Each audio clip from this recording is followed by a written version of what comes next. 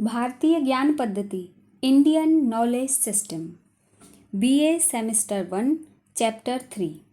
भारत एक महान ज्ञान परंपरा का देश है। भारत अपनी संस्कार परक मूल्यों के लिए ही नहीं, अपनी महान विज्ञान परंपरा के लिए भी जाना जाता है। यद्यपि यह एक सुविदित तथ्य है कि प्राचीन भारतीय लोगों ने धर्म एवं दर्शन में ही खास रुचि ली थी, तथापि इसका तात्पर्य यह बिल्कुल नहीं है कि व्यवहारिक ज्ञान में उनकी कोई रुचि नहीं थी। सभ्यता के प्रागैतिहासिक काल से ही भारतीय निवासियों में वैज्ञानिक बुद्धि होने का साक्ष्य प्राप्त होता है। हड़प्पा सभ्यता से वैज्ञानिक प्रगति के स्पष्ट प्रमाण मिलते हैं।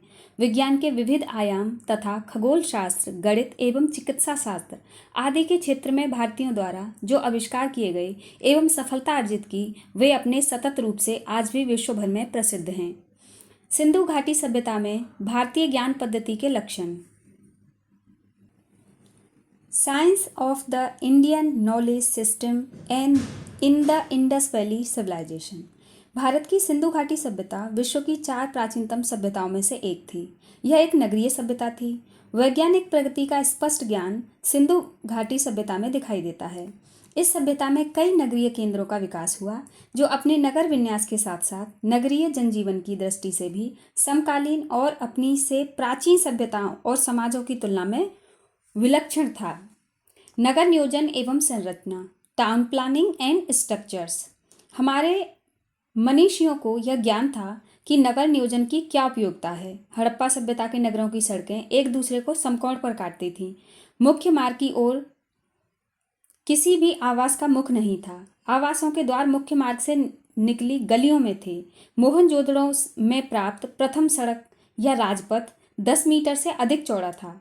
सहायक सड़कें यानी गलियों की सड़कें भी लगभग 3 मीटर चौड़ी थीं। जिस चौराहे पर सड़कें समकोण पर काटती थीं, उसे ऑक्सफोर्ड सर्कस का नाम दिया गया है।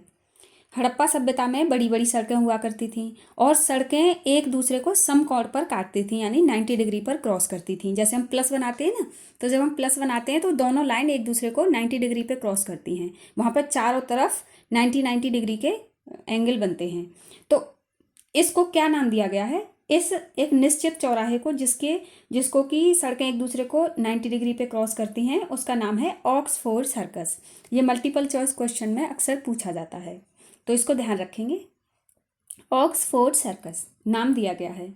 नालियों को अत्यंत ही वैज्ञानिक तरीके से निर्मित किया गया था। घरों के सामने नालियां बनी थीं, जो मुख्य सड़कों के किनारे बनी हुई मुख्य नाली में मिलती थीं। सबके घरों के सामने नालियां थीं, जो कि एक मुख्य यानी बड़ी नाली में जाके मिल जाती थी। नाली की सफाई हेतु मेन होल बने हुए थे। उसमें बीच बीच में होल बने हुए थे ताकि उसकी सफाई की जा सके। कचरा एकत्रित करने के लिए कचरा पात्र रखे हुए थे। उस जमाने में भी डस्टबिन भी थी। बताओ। शासन प्रबंध उत्तम था। साफ सफाई की अच्छी व्यवस्था थी। गुजरात स्थित लोथल की खुदाई से सार्वजनिक सीढ़ीदार नाली के साक्ष्य भी मिले हैं। नालियों द्वारा नगर के बाहर जल निकासी की उत्तम व्यवस्था बताती है कि यह सभ्यता समकालीन सभ्यताओं में से श्रेष्ठ थी। भवन निर्माण, बिल्डिंग कंस्ट्रक्शंस। भवन निर्माण कला की उन्नति थी। हड़प्पा सभ्यता के विकसित चरण में 4:2:1 के निश्चित अनुपात में ईंटों का प्रयोग इंग्लिश बॉन्ड मेथड यानी टोड़िया पट्टी में किया गया था। सामान्यतः ईंटों का आकार 28x14 सेंटीमीटर था। मोहनजोदड़ो से प्राप्त सबसे बड़ी ईंट 51.43 इंटू 26.27 इंटू 6.35 सेमी की थी। मकान की तुलना में रक्षा प्राचीर में सामान्यतः 40x20x10 सेंटीमीटर की ईंटों का प्रयोग किया गया। विशाल भवनों के निर्माण में पक्की ईंटों एवं कालीबंगा के फर्श में अलंकृत ईंटों का उपयोग किया गया। भवनों में शौचालयों के अवशेष मिले हैं। व्हीलर महोदय ने मोहनजोदड़ो के शौचालयों की तुलना पश्चिमी विश्व के शौचालयों से की है। विशाल स्नानागार, द ग्रेट बाथ। मोहनजोदड़ो में विशाल स्नानागार के प्रमाण मिलना प्राचीन भारतीय वास्तुकला ज्ञान की प्रगति का सूचक है। इस स्नानागार की लंबाई 45.72 मीटर एवं चौड़ाई 22.86 मीटर है। यह एक आयताकार जलकुंड है। जलकुंड 11.88 11.88 मीटर लंबा, 7.01 मीटर चौड़ा एवं 2.43 मीटर गहरा है। उतरने के लिए उत्तर एवं दक्षिण में 2.43 मीटर चौड़ी 9 सीढ़ियाँ थीं जो जलाशयों के तल तक जाती हैं। इनमें पानी के रिसाव को रोकने के लिए पक्की ईंटों का उपयोग किया गया था। इन ईंटों को जोड़ने के लिए जिप्सम और मोर्टार का उपयोग भी किया गया था। विश्व स्तर पर वाटर प्रूफिंग के ज्ञान का यह प्रथम उदाहरण है। कुंड के फर्श का ढाल दक्षिण पश्चिम में था, जहां से ईंटों से निर्मित नाली द्वारा जल निकास की उत्तम व्यवस्था थी। पास में बना हुआ कुआं जल आपूर्ति का स्रोत था। उत्तर की ओर छोटे छोटे स्नान कक्ष थे। मौके के अनुसार संभवतः इनमें पुजारी अनुष्ठान के पहले स्नान करते थे। डी कोशाम्बी महोदय ने इस बृहत स्नानागार की तुलना पुष्कर अथवा कमल ताल से की है। मार्शल महोदय ने इसकी निर्माण तकनीकी को विश्व का महान आश्चर्यजनक निर्माण कहा है। बंदरगाह, डॉकयार्ड उस जगह को कहते हैं जहाँ पे जहाज, जो पानी के जहाज हैं वो आते हैं जाते हैं या उनकी देखभाल होती है, उनकी लोडिंग अनलोडिंग होती है, उसको बंदरगाह या डॉकयार्ड कहते हैं, जो अक्सर आपको बीचेस पर मतलब समुद्र के किनारे देखने को मिलते हैं। गुजरात के लोथल में बंदरगाह यानी कि डॉकयार्ड अथवा गोडीवाड़ा मिला है, जिसे विश्व का प्राचीनतम गोडीवाड़ा, इसको बंदरगाह का दूसरा नाम गोडीवाड़ा भी है, गोदीवाड़ा कहा गया है। इसमें जल की अनवरत आपूर्ति के लिए स्लुइस गेट व नहरों की विशेष व्यवस्था की गई है। हड़प्पा सभ्यता की जल प्रबंधक तकनीकी, water management system of the Harappan civilisation. Gujarat के ही कच्छ के रण में मनहर व मानसेहरा, जिसको कि मनसर भी कहा जाता है, नदियों के मध्य 1967 से 1968 में डॉक्टर जगपति जोशी द्वारा खोजा गया हड़प्पा कालीन स्थल धौलावीरा हड़प्पा सभ्यता का भारत में स्थित सबसे प्राचीन और सर्वाधिक सुव्यवस्थित, खूबसूरत एवं बड़ा नगर है। सबसे सर्वाधिक सुव्यवस्थित यानी सबसे अच्छा व्यवस्थित और सुंदर और बड़ा जो नगर मिला है और जो सबसे प्राचीन भी है, उसका नाम है धौलावीरा हड़प्पा सभ्यता का। इसका विस्तृत उत्खनन रविंद्र सिंह बिष्ट द्वारा वर्ष 1992-1991 में किया गया। वर्ष 2020 में भारत सरकार द्वारा विश्व धरोहर सूची में धौलावीरा को शामिल करने के लिए नामांकन दाखिल किया गया। यह 100 हेक्टेयर में विस्तृत है। यहाँ भारतीय ज्ञान परंपरा का सर्वोत्कृष्ट प्रमाण, उत्कृष्ट जल प्रबंधन तकनीकी एवं वाटर हार्वेस्टिंग प्रणाली के प्रमाण मिलते हैं। यानी पानी की अच्छी व्यवस्था थी और वाटर हार्वेस्टिंग प्रणाली भी अच्छी थी, इसके प्रमाण यहाँ पर मिले हैं। मनहर व मानसेहरा यानी कि मनसर नदियों के संगम पर डैम बनाकर जल संग्रह के प्रमाण भी मिले हैं। मनहर व मानसेहरा नदियों के संगम पर, ये तो अभी पढ़ा था मैंने, 16 से अधिक जलाशयों के प्रमाण यहाँ पर मिले हैं। यह जलाशय तो अत्यंत विशाल था, जिसमें 31 से 32 सीढ़ियाँ थीं। यह विश्व के सबसे बड़े जलाशय के अवशेष माने गए हैं। सर्वाधिक सुरक्षा प्राचीरें एवं प्रवेश द्वार धौलावीरा से ही मिले हैं। धातुकर्म प्रौद्योगिकी का ज्ञान, नॉलेज ऑफ मेटलर्जियल टेक्नोलॉजी। हड़प्पा वासियों को धातु तकनीकी का ज्ञान था। कांस्य एवं ताम्र से मधुशिष्ट विधि या लुप्त मोम पद्धति यानी लॉस्ट वैक्स मेथड से मूर्तियों का निर्माण किया जाता था। मोहनजोदड़ो से प्राप्त डांसिंग गर्ल यानी नर्तकी, डांसिंग गर्ल यानी कि नर्तकी की मूर्ति तत्वज्ञान विज्ञान की प्रगति को दर्शाती है। मार्शल ने इसे डांसिंग गर्ल मानते हुए आदिवासी स्त्री कहा है। ठाकुर प्रसाद वर्मा ने इसे पार्वती की मूर्ति माना है।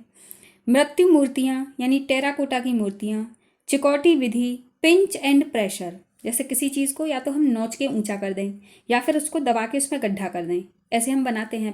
पहले बचपन में बच्चे बनाया करते थे, आजकल तो नहीं बनाते, बने हुए खिलौने आते हैं प्लास्टिक के। पहले बच्चे मिट्टी के खिलौने बनाया करते थे, तो वो इस तरह से ही बनाते थे, या फिर आटे के भी बनाते थे, ऐसे से निर्मित की गई हैं। इस प्रकार भारत में मूर्ति कला का वास्तविक आरंभ हड़प्पा वासियों ने किया था। खगोल शास्त्र में ज्ञान पद्धति के लक्षण, science of knowledge system in astronomy, खगोल शास्त्र। भारतीय खगोल विज्ञान के प्राचीनतम प्रमाण ज्योतिषी श्रेणी के वेदांग ग्रंथों में मिलते हैं। भारत के प्रथम खगोल शास्त्री आर्यभट्ट प्रथम थे। सबसे पहले खगोल शास्त्री कौन थे?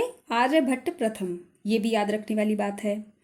इनका नाम अक्सर पूछा जाता है। आर्यभट्ट ने ही सर्वप्रथम बताया था कि सभी ग्रह पृथ्वी के चारों ओर वृत्ताकार पद्धति में चक्कर लगाते हैं। उन्होंने ग्रह की वैज्ञानिक जानकारी भी प्रदान की थी। उन्होंने बताया कि पृथ्वी गोल है एवं अपनी धुरी पर घूमती है। उन्होंने ही बताया कि एक वर्ष में 365 दिन होते हैं। ये सारी चीज़ें किसने बताई हैं? आर्यभट्ट ने। आर्यभट्टीय ग्रंथ के आधार पर उनका जन्म 476 ईस्वी में कुसुमपुर यानी पाटलिपुत्र में होने के प्रमाण मिले हैं। गुप्तकालीन प्रसिद्ध खगोल शास्त्री बराह मिहिर थे। उनका जन्म 490 ईस्वी में अवंती के कायत्य यानी कि कपित ग्राम में हुआ था। आर्यभट्ट के समकालीन थे। उनका मतलब 4-5 साल का ही अंतर था इनकी एज में। उनका ग्रंथ बृहत संहिता एक प्रकार का विश्वकोश है जिसमें खगोल शास्त्र के अलावा भी महत्वपूर्ण रत्न एवं धातुओं के मूल्य निकालने की विधि दी गई है। बिना ऋतु के वृक्षों में फलों के विकास की तकनीकी भी दी गई है। इसके अतिरिक्त भूमिगत जल की स्थिति की तकनीकी भी दी गई है। ऋतु एवं मौसमों की वैज्ञानिक व्याख्या की गई है। बादल, हवा एवं वर्षा की मात्रा के मध्य के अंतर संबंध को भी समझाया गया है। स्थापत्य कला एवं मूर्ति कला की विस्तृत जानकारी दी गई है। यदि उनका ग्रंथ पंच सिद्धांत का नहीं मिलता तो ज्योतिषी का ज्ञान अधूरा ही रह जाता। इसी ग्रंथ से तिथियों का प्रयोग आरंभ हुआ।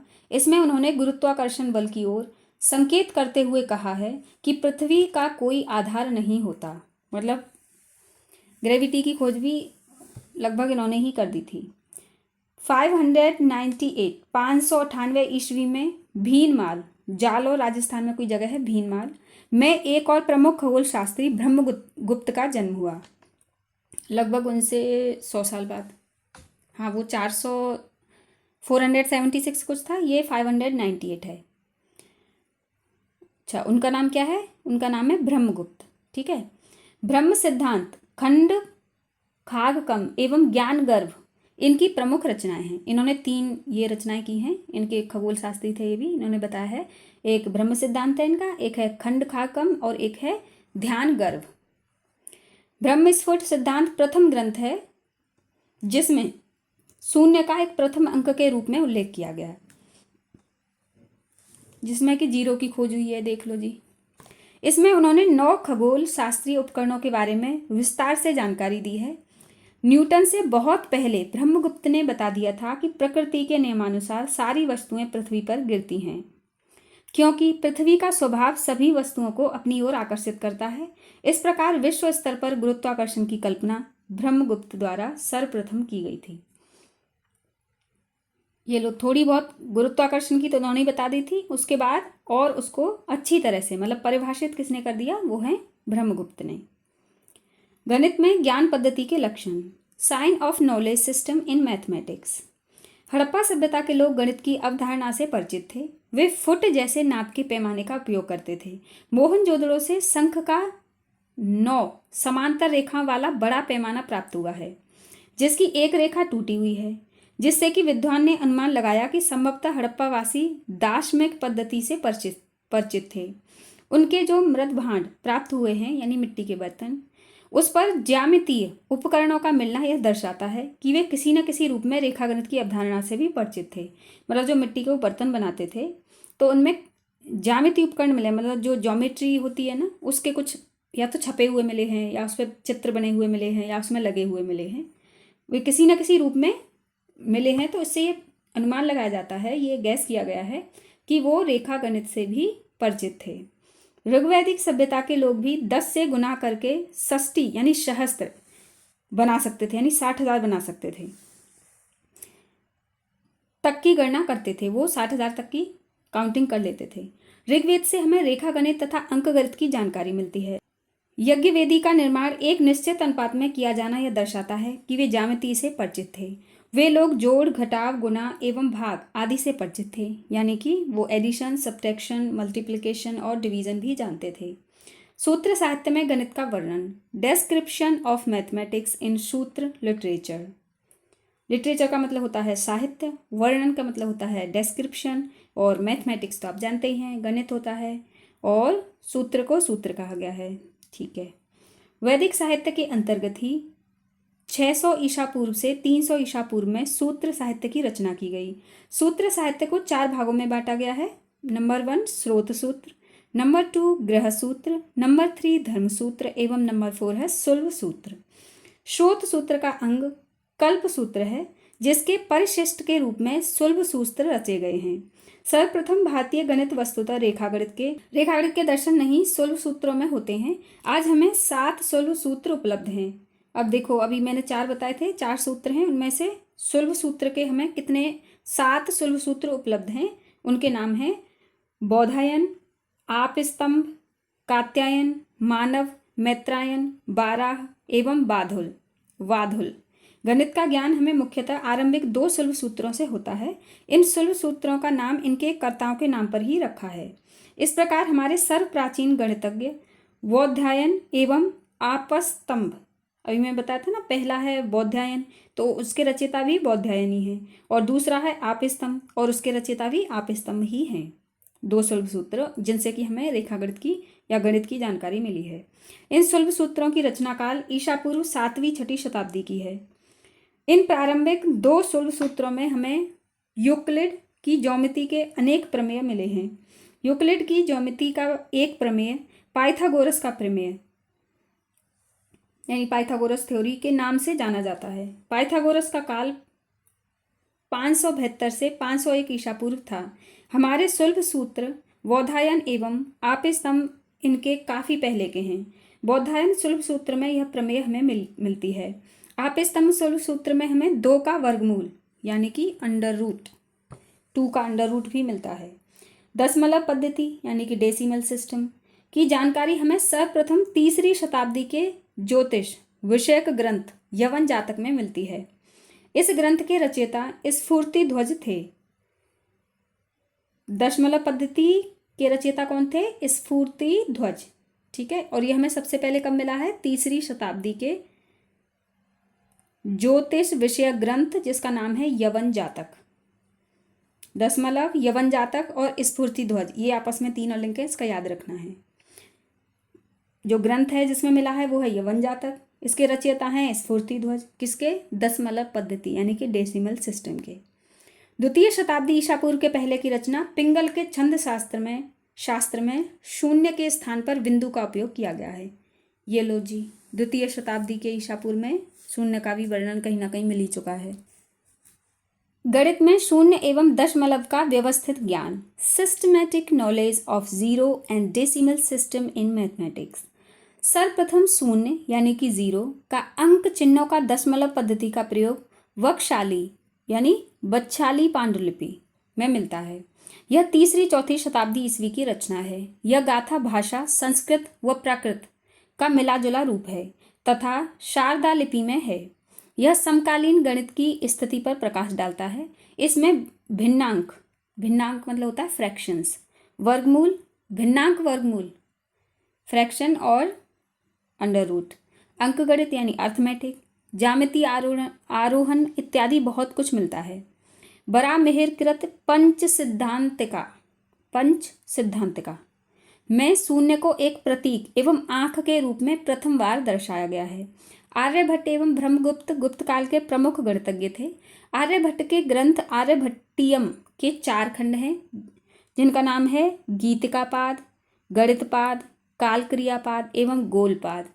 इसमें प्रथम 2 खंड गणित के एवं बाद के जो 2 ज्योतिष से संबंधित हैं। गणितपाद खंड में अंकगणित, ज्यामिति, बीजगणित भी था एवं त्रिकोणमिति और ट्रिग्नोमेट्री भी थी। अर्थमेटिक, ज्योमेट्री, अलजेब्रा और ट्रिग्नोमेट्री के सिद्धांत दिए गए हैं। गणित को ज्योतिष से प्रथम स्वतंत्र विज्ञान का रूप देने का श्रेय भी आर्यभट्ट को जाता है। शून्य एवं दशमलव पद्धति का व्यवस्थित ज्ञान विश्व को देने का श्रेय आर्यभट्ट को ही मिल जाता है। पाई का सटीक मान 3.1416 टाटा आर्यभट्ट द्वारा ही दिया गया है। आर्यभट्ट को बीज गणित का जनक माना जाता है। ज्यामिति के क्षेत्र में ब्रह्मगुप्त का महत्वपूर्ण योगदान था। उन्होंने त्रिकोणमिति के सिद्धांतों का विकास किया। भास्कर प्रथम, जो कि 600 से 680 ईसा पूर्व, ईसा कुछ लिखा हुआ है, द्वारा संस्कृत गद्य में आर्यभट्टीय भाष्य लिखा है।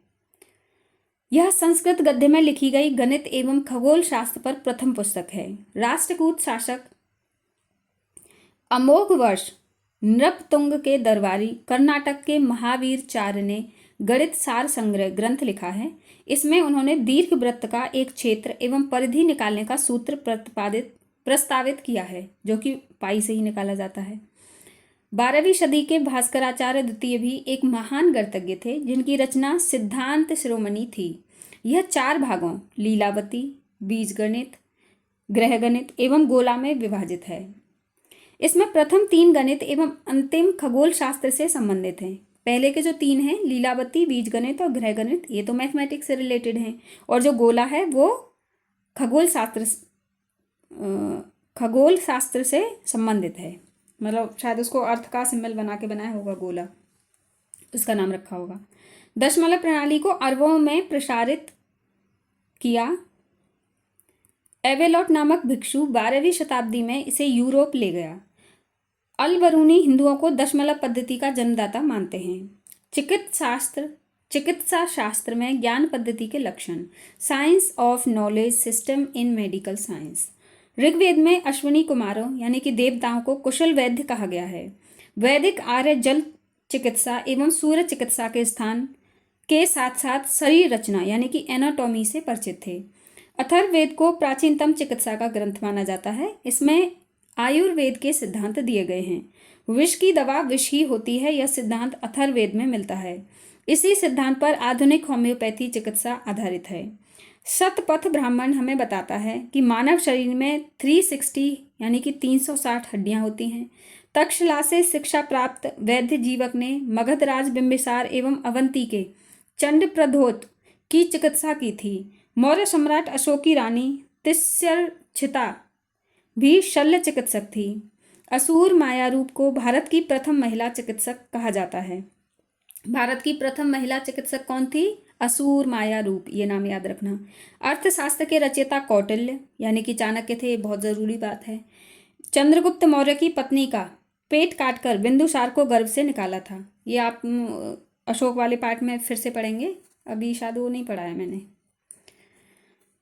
तो उसमें बताया हुआ है ये कि वो था, मतलब ये जो कौटिल्य थे तो वो चंद्रगुप्त को क्या है थोड़ा थोड़ा फूड में पॉइजन मिला के खिलाते थे, ताकि कभी कोई उनका जो उनको मारना चाहता है उनको जहर दे के मार ना दे, इस चक्कर में तो उसको रेजिस्टेंट बना रहे थे वो। तो एक दिन क्या हुआ, रानी को पता नहीं भूख लगी थी, क्या था, गर्भवती थी एक, तो वो आई और चंद्रगुप्त का खाना उठा के खा गई। तो फिर कौटिल्य को ये जो आचार्य थे अर्थशास्त्री कौटिल्य, इनको लगा कि ये पता नहीं या मर गई थी या मरने वाली थी, ऐसा लगा था उन्हें कि ये तो नहीं बच सकती। तो उन्होंने बहुत जल्दी से पेट काट के उस बच्चे को निकाल लिया था, बिंदुसार के माथे पे उसका चिन्ह भी था, उसके तलवार भी लग गई थी, इसलिए ही उसका नाम बिंदुसार रखा गया था। यह अंतर्राष्ट्रीय स्तर पर प्रथम सिजेरियन ऑपरेशन था। तो इसे आप क्या कह सकते हैं पता है, मतलब वर्ल्ड के लेवल पर ये क्या था, अंतर्राष्ट्रीय स्तर पर प्रथम सिजेरियन यानी पहला सी सेक्शन था। ये पहली बार किसी बच्चे को ऑपरेशन करके निकाला गया था। ईसा पूर्व प्रथम सदी के चरक एवं सुश्रुत द्वारा आयुर्वेद का व्यवस्थित विकास आरंभ किया गया। चरक कुषाण शासक कनिष्क के राजवैद्य थे। राजवैद्य का मतलब होता है जो राजा अपने पास वैद्य को रखते हैं ना, वो। इन्हें काय चिकित्सक का जनक कहा जाता है, काय यानी स्किन। अल-बरूनी ने चरक संहिता को औषधि शास्त्र का सर्वश्रेष्ठ ग्रंथ कहा है।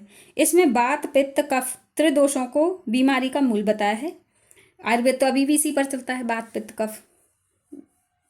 विश्व में प्लास्टिक सर्जरी का जनक सुश्रुत को माना जाता है। प्लास्टिक सर्जरी का जनक कौन है? सुश्रुत। वे शल्य चिकित्सा के प्रवर्तक थे। उनका महत्वपूर्ण ग्रंथ सुश्रुत संहिता है। 700 ईस्वी के आसपास बाणभट्ट एक प्रमुख चिकित्सक हुए। उनके ग्रंथ अष्टांग हृदय एवं अष्टांग संग्रह। बाणभट्ट क्या थे? प्रमुख चिकित्सक थे। उनके 2 ग्रंथ, 2 शायद महत्वपूर्ण ग्रंथ बता रहे हैं वो। एक तो है अष्टांग हृदय एवं अष्टांग संग्रह। चिकित्सा शास्त्र के अत्यंत ही महत्वपूर्ण ग्रंथ हैं ये दोनों ही, चिकित्सा शास्त्र के महत्वपूर्ण ग्रंथ हैं, याद रखना, अष्टांग हृदय और अष्टांग संग्रह, ठीक है। कालकाप्य नामक पशु चिकित्सक के हतस्यार्वेद नामक पशु चिकित्सा संबंधी ग्रंथ गुप्तोत्तर काल में लिखा गया है, मतलब जानवरों की भी चिकित्सा की जाती थी। रसायन शास्त्र के क्षेत्र में नागार्जुन का ग्रंथ रस रत्नागर अत्यंत महत्वपूर्ण है। वह एक महान रसायनज्ञ थे। कौन? नागार्जुन। इस प्रकार हम देखते हैं कि भारत की प्राचीन ज्ञान परंपरा अत्यंत ही विकसित थी। ज्ञान के क्षेत्र में आज विश्व जो प्रगति कर रहा है, इसमें हमारे प्राचीन भारतीय मनीषियों द्वारा की गई खोजों का महत्वपूर्ण भूमिका है। विश्व के लोग आज इसलिए प्राचीन भारतीय ज्ञान परंपरा के प्रति आदर का भाव रखते हैं। अब हम पढ़ लेते हैं इस चैप्टर के कुछ स्मरणीय तथ्य, यानी कि इम्पोर्टेंट पॉइंट्स, जिनसे कि आप काफ़ी सारे प्रश्न सॉल्व कर सकते हैं, लघुत्तरीय, अति लघुत्तरीय और ऑब्जेक्टिव टाइप भी। चलो शुरू करते हैं। मोहनजोदड़ो से प्राप्त प्रथम सड़क या राजपथ 10 मीटर से अधिक चौड़ा था। नंबर 2, मूर्ति पूजा का आरंभ हड़प्पा सभ्यता से माना जाता है। नंबर 3, हड़प्पा नगरों का निर्माण जाल पद्धति यानी कि ग्रिड सिस्टम से हुआ। यह शतरंज की विषात की भांति दिखाई देती है। नंबर 4, हड़प्पा सभ्यता में उपयोग की गई अधिकांश ईंटों के आकार का अनुपात 4:2:1। लंबाई चौड़ाई ऊंचाई यानी लंबाई सामान्यतः 28, हाँ ये ठीक लग रहा है, 28 सेंटीमीटर, 14 सेंटीमीटर और 7 सेंटीमीटर, यानी 28x14x7 सेंटीमीटर आकार की थी। हड़प्पा सभ्यता में विशाल भवनों के निर्माण में पक्की ईंटों का प्रयोग किया गया। कालीबंगा के फर्श में अलंकृत ईंटों का प्रयोग किया गया। नंबर 8 है कालीबंगा के फर्श में अलंकृत ईंटों का प्रयोग किया गया। नंबर 9 है धौलावीरा एवं सुरकोतड़ा के भवनों के निर्माण में पत्थर का उपयोग हुआ था। धौलावीरा एवं सुरकोतड़ा में याद रखना पत्थर का प्रयोग हुआ था। 10 है हड़प्पा सभ्यता में सड़कें एक दूसरे को समकोण पर काटती थी, जिसे ऑक्सफोर्ड सर्कस कहते थे, मैंने पहले ही बता दिया था। 11 है धौलावीरा में पत्थर से निर्मित आकर्षक जलकुंड भी मिले हैं। 12 डी कौशाम्बी ने मोहनजोदड़ो के विशाल स्नानागार की तुलना पुष्कर अथवा कमल ताल से की है, ये भी हम पढ़ चुके हैं।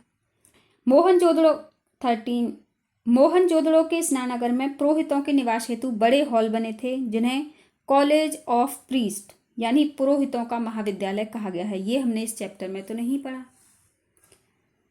College of priest. 14 रुद्रदामन के गिरनार अभिलेख एवं खारवेल के हाथी गुफा अभिलेख में सिंचाई विषयक कार्यों का उल्लेख मिलता है। 15 हदीश्वर मंदिर एवं चिदम्बरम मंदिर में नाट्य शास्त्र में वर्णित नृत्य मुद्राएं उत्कीर्ण हैं। 16 बराह मिहिर की बृहत संहिता में केश रंगने एवं सुगंध निर्माण की विधियां भी बताई गई हैं। तो इस चैप्टर में तो था नहीं, ये हमने नहीं पढ़ा ये तो। 17 हेरोडोट्स ने भारतीयों द्वारा सलाखों के प्रयोग को सर्वप्रथम देखा एवं उनका वर्णन किया। 18 भोज के सम्रांगण सूत्रधार में काल्पनिक वैज्ञानिक उपकरणों का वर्णन है। इसमें एक ऐसे जल यंत्र का उल्लेख है जो जल को नीचे से ऊपर की ओर भेज सकता है। 19 खारवेल का हाथी गुफा अभिलेख स्थापत्य गतिविधियों पर हुए व्यय की जानकारी प्रदान करता है।